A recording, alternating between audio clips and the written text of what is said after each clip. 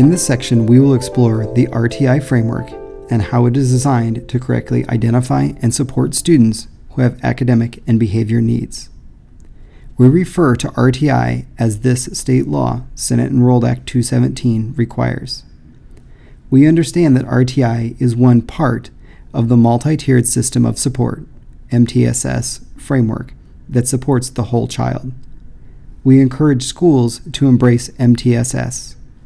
Please visit the resource section of this presentation for more information from IDOE on MTSS.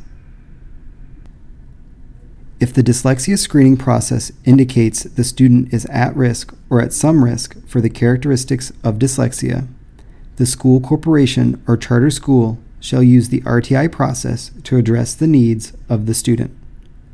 Additional information on RTI and MTSS may be found in the resource guide found on IDOE's dyslexia website.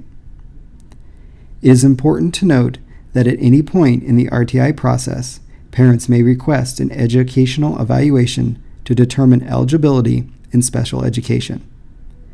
Under federal guidance, the RTI process cannot be used to deny or delay an evaluation of special education services.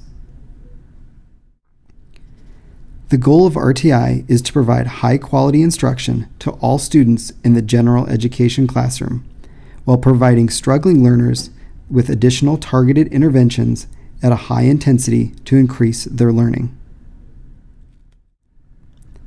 The instruction and intervention services may be provided by general education, special education, specialist, or other trained school staff depending on their level of training and expertise. Student progress is closely monitored to track the student's learning rate and skills acquired through general education and, if needed, additional interventions. Data collected from progress monitoring drives decisions about the student's level, academic need, and intensity of intervention. These decisions are individualized to the student. High-quality instruction. All students must receive high-quality, research-based instruction in the general education classroom. Ongoing student assessment. This includes universal screening and progress monitoring of student performance. This data is used to make decisions on whether adjustments are needed to the student's monitoring or intervention. Data also informs teachers on students' achievements and the effectiveness of the intervention being used. Tiered instruction.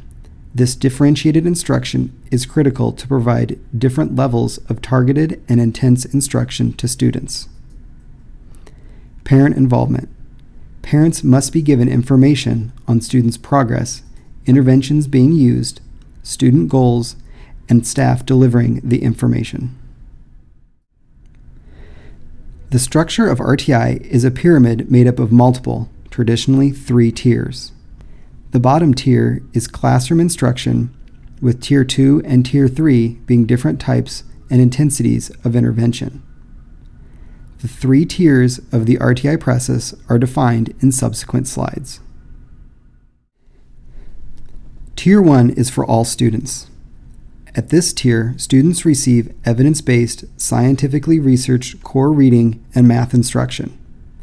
This tier of instruction will provide approximately 80% of students with effective instruction.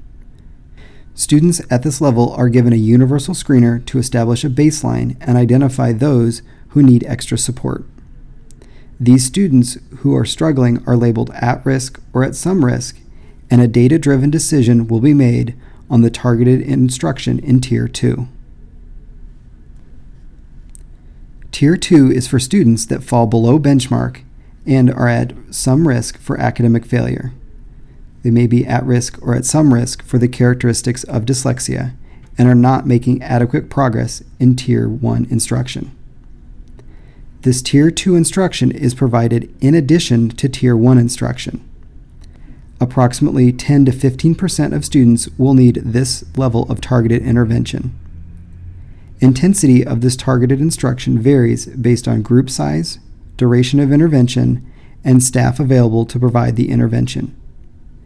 Data is collected at this level to inform decisions on student success or if more intense interventions is needed in Tier 3. Tier 3 is for students receiving individualized and intense intervention that specifically target the student's skill deficits. Approximately 5% or less of students will need this level of intense individualized intervention. Students at this level will receive Tier 1, Tier 2, and Tier 3 instructional approaches and time. Data is collected and closely monitored.